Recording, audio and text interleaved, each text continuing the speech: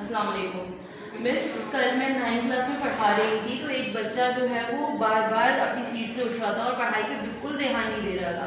मुझे लगा कि वो किसी ना किसी बिहेवियर या इमोशनल मसले का शिकार है, जैसे उसके घर पे कोई पर्सनल प्रॉब्लम है या कुछ इस तरह से आपके पास कोई केसेस आए हैं आपकी क्लास में? मैंने देखा है बहुत से स्टूडेंट ऐसे होते हैं। मैंने अपनी क्लास में भी देखा है कि कुछ बच्चे ऐसे होते हैं छोटी छोटी बातों पे लड़ रहे होते हैं, झगड़ रहे होते हैं, कि भी एक दूसरे को मारपीट से भी गुरेज नहीं करते। तो कुछ बच्चे जो बार बार पे लड़ रहे हैं, मारपीट कर रहे हैं, जब देखो तो बाद में पता चलता है कि इनके ऊपर फैमिली से कोई दबाव है, बिहेवियर इशूज होते हैं उनके साथ। तो ऐसा मैंने देखा है, क्लास में होता है। हाँ बिल्कुल ठीक। बच्चों के जो है वो इमोशनल एंड बिहेवियर इशूज जो है इनकी स्टडीज़ पर भी नेगेटिव इम्पैक्ट डाल रहे हैं। मतलब इनकी स्टडीज़ की और बिहेवियर की, तो हमें मतलब क्लासरूम में तो ऐसा बिहेवियर रखना चाहिए कि बच्चे जो है वो मतलब अच्छी तरीके से क्लास में अच्छा अपना बिहेवियर शो कर सकें। मैं आपसे एग्री करती हूँ। हमें सिर्फ बच्चों की पढ़ाई पर नहीं बल्कि बच्चों की ज़हनी सेहत पे भी तवज्जो देनी चाहिए। और अगर फॉर एग्जांपल अगर कोई बच्चा मिसबिहेव कर रहा है तो हमें जो उसकी बात को तहम्मुल से सुनना चाहिए और अगर उसको समझाना चाहिए, और अगर ज़रूरत हो काउंसलिंग तो हमें उसका भी उसको मशवरा करना चाहिए। आपने बिल्कुल सही कहा।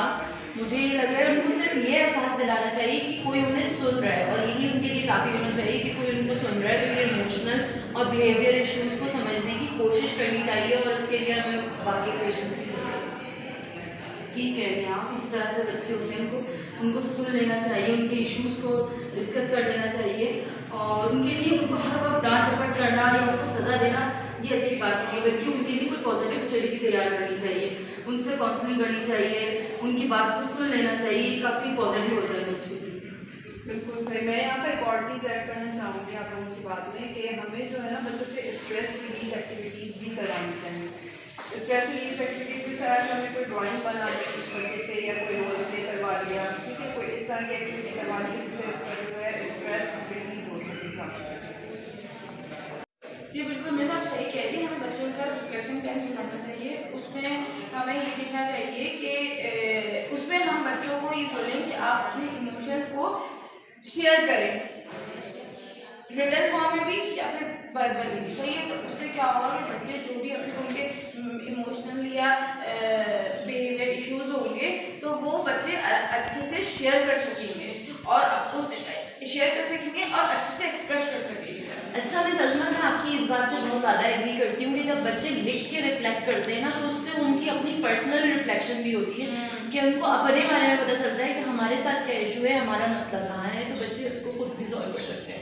और एक तरीका ये भी हो सकता है कि हमें वालिदैन के साथ रब्ता कायम करना चाहिए, और क्योंकि बाज़ दफ़ा ये होता है कि जो बिहेवियर इमोशनल इश्यूज़ हैं वो उनके माहौल यानी उनके घर से जुड़े हुए होते हैं। अगर हम पेरेंट्स को इन्वॉल्व करेंगे तो पेरेंट्स हमें ज़्यादा अच्छे तरीके से उस पर फीडबैक दे सकेंगे कि ये किस वजह से बच्चा इस हाइपर एक्टिव हो रहा है। सही है कि यहाँ पेरेंट्स को भी इन्वॉल्व करना चाहिए, उसके साथ साथ टीचर को भी अपने बिहेवियर में चेंज लाना चाहिए। ऐसे बच्चों के साथ एक दिन नरमी एक दिन सख्ती रख लें, उससे भी बच्चे कंफ्यूज हो जाते हैं। बच्चों के साथ अच्छा बिहेव करना चाहिए टीचर को।